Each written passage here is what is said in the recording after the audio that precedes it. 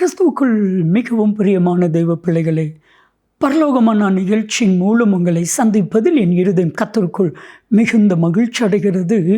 உங்கள் எல்லாரையும் இயேசு கிறிஸ்துவின் இன்பினி நாமத்தினாலும் கிராஸ் டிவி ஊழியங்கள் சார்பாக என் அன்பின் வாழ்த்துக்கள்.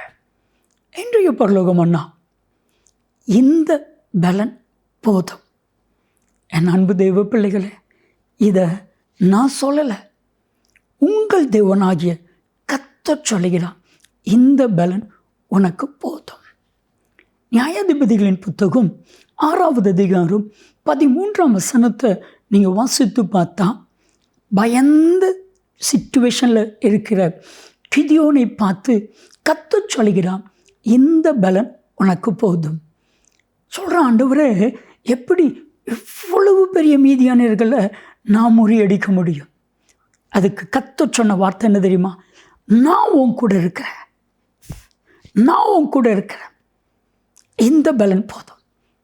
என் அன்பு தெய்வ பிள்ளைகளே, கர்த்தர் நம்ம கூட இருப்பது தான் நம்முடைய பலன். மனுஷங்க நம்ம கூட இருப்பது பலன் அல்ல, பணம் நம்ம கூட இருப்பது பலன் அல்ல, கர்த்தர் நம்மோடு இருப்பது தான் பலன். கர்த்தர் உங்கள் கூட இருக்கிறார், உங்களுக்கு இருக்கிற இந்த பலன் போதும். கிறிஸ்துவுக்குள் மிகவும் பிரியமான தெய்வ பிள்ளைகளே, இன்னைக்கு பலன் நமக்கு தேவை.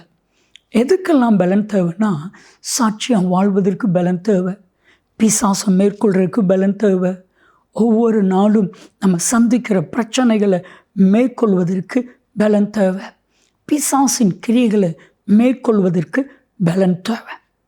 இன்னைக்கு கர்த்தர் உங்களுக்கு பலனை கொடுக்கிறார்.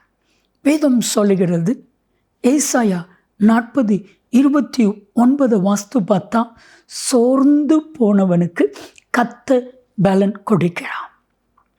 பைபிள் அழகாக சொல்லியிருக்கு. இன்னைக்கு ஒருவேளை மனசளவில் நீங்கள் சோர்ந்து போயிருப்பீங்கன்னா, உங்களுக்கு ஒரு புது பலனை கர்த்தர் கொடுக்கிறான். கர்த்தர் கொடுக்கிறான். கர்த்தருடைய பலன் உங்கள் சோர்வு, உங்கள் பிரச்சனை, உங்கள் பாடுகள், உங்கள் வேதனை, அதற்கெல்லாம் மேலானது கர்த்தருடைய பலன். ஒரு சகோதரன் சகோதரி, அவர்களுக்கு 5 பிள்ளைகள், ஒரு பிள்ளைகளுக்கும் திருமணமாகலை, கடன் பிரச்சனை முட்டிக்கிட்டு இருக்குது, சொல்ல முடியாத அளவுக்கு, கழுத்துக்கு கத்தி. அப்பொழுது குடும்ப ஜெபம் பண்ணிட்டு இருக்கும் பொழுது கடைசி மகளுக்குள் ஆவியானுடைய வல்லமை இறங்கினது. அந்த கடைசி மகள் தகப்பன், தாய், சகோதர சகோதரிகளை பார்த்து தீர்க்க தரிசனமாய் சொன்ன வார்த்தை, இந்த பலன் அவங்களுக்கு போதும்.